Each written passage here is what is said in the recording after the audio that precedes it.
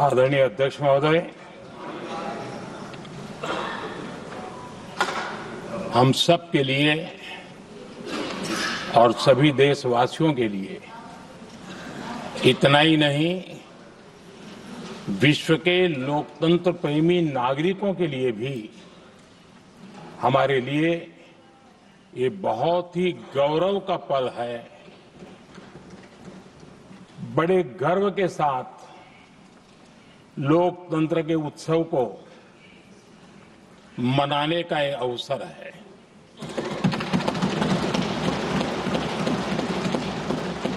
संविधान के 75 वर्ष की यात्रा, यादगार यात्रा और विश्व के सबसे महान और विशाल लोकतंत्र की यात्रा, इसके मूल में हमारे संविधान निर्माताओं की दीर्घदृष्टि, हमारे संविधान निर्माताओं का योगदान और जिसको लेकर के आज हम आगे बढ़ रहे हैं, ये 75 वर्ष पूर्ण होने पर एक उत्सव मनाने का पल है।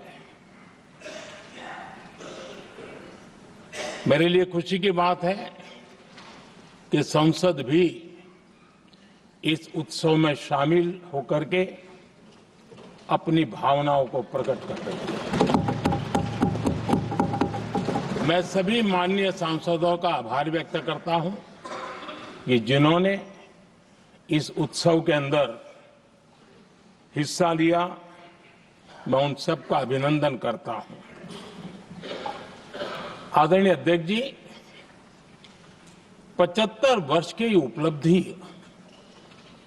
साधारण नहीं है,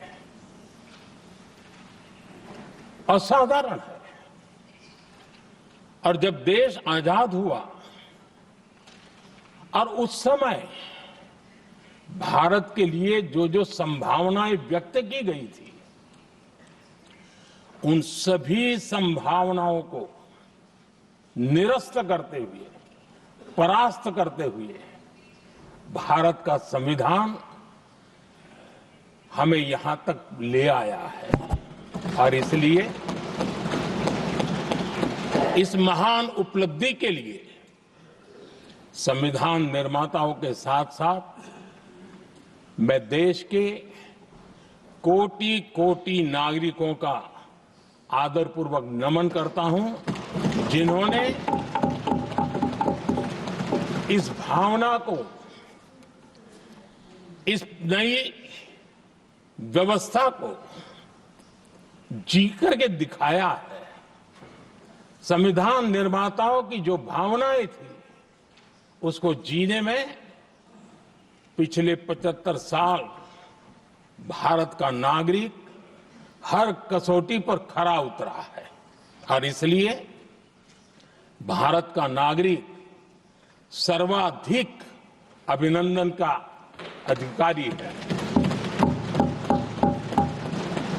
आदरणीय सभापति जी, संविधान निर्माता इस बात में बहुत सजग थे।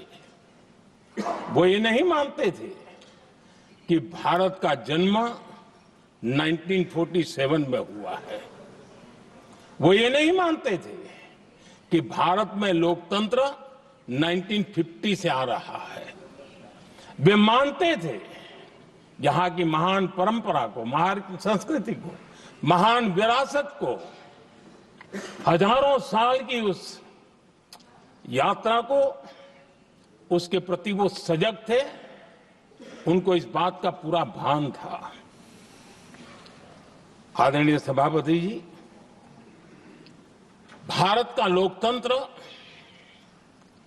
भारत का गणतांत्रिक अतीत बहुत ही समृद्ध रहा है, विश्व के लिए प्रेरक रहा है। और तभी तो भारत आज मदर ऑफ डेमोक्रेसी के रूप में जाना जाता है। हम सिर्फ विशाल लोकतंत्र है इतना नहीं, हम लोकतंत्र की जननी है। आदरणीय सभापति जी, मैं जब ये कह रहा हूं तो मैं 3 महापुरुषों के कोट इस सदन के सामने प्रस्तुत करना चाहता हूं। राजर्षि पुरुषोत्तम दास टंडन जी, मैं संविधान सभा के अंदर हुई चर्चा का उल्लेख कर रहा हूं।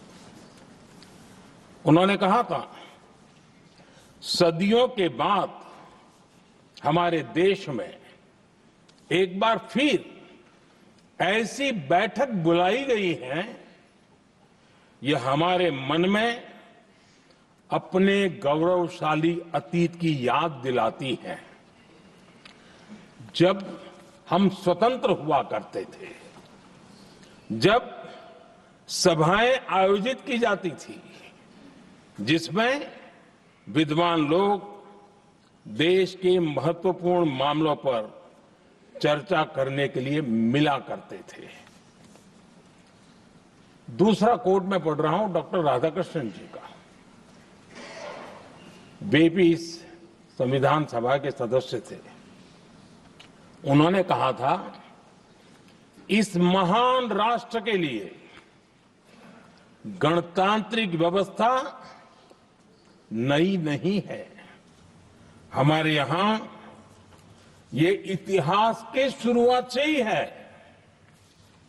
और तीसरा कोट मैं बाबा साहब आंबेडकर का कह रहा हूं। बाबा साहब आंबेडकर जी ने कहा था, ऐसा नहीं है कि भारत को पता नहीं था कि लोकतंत्र क्या होता है। एक समय था जब भारत में कई गणतंत्र हुआ करते थे।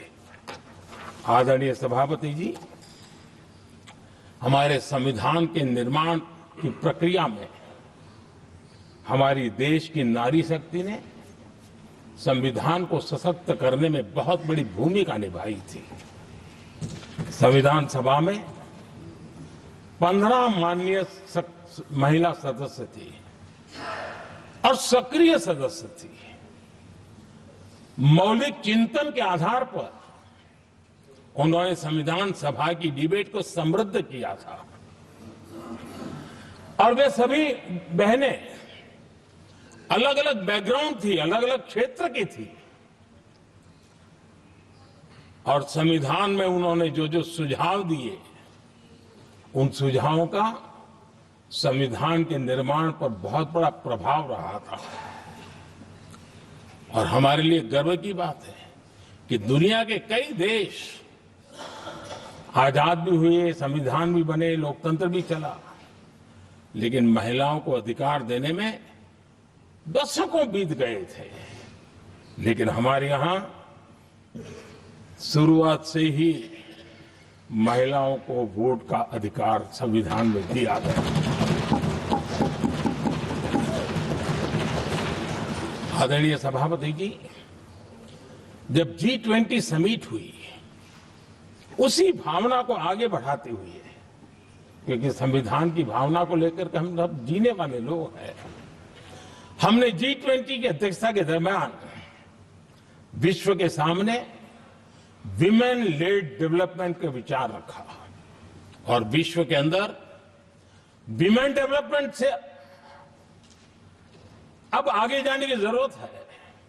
और इसलिए हमने विमेन लेड डेवलपमेंट की चर्चा को अंजाम दिया। इतना ही नहीं, हम सभी सांसदों ने मिलकर के एक स्वर से नारी शक्ति बंधन अधिनियम पारित करके हमारी महिला शक्ति को भारतीय लोकतंत्र में उनकी भागीदारी सुनिश्चित करने के लिए हम लोगों ने कदम उठाए।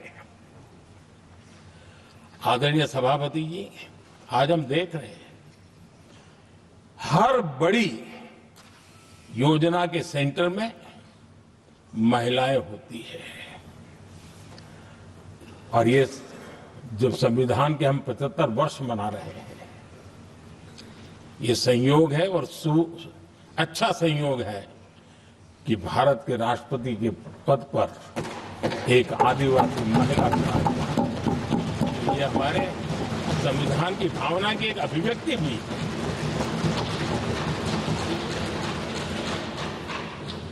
आदरणीय सभापति जी, इस सदन में भी लगातार हमारे महिला सांसदों की संख्या बढ़ रही है, उनका योगदान भी बढ़ रहा है। मंत्रिपरिषद में भी उनका योगदान बढ़ रहा है।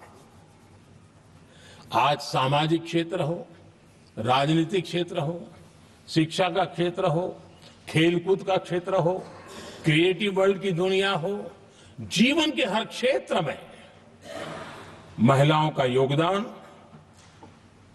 महिलाओं का प्रतिनिधित्व देश के लिए गौरव दिलाने वाला रहा है।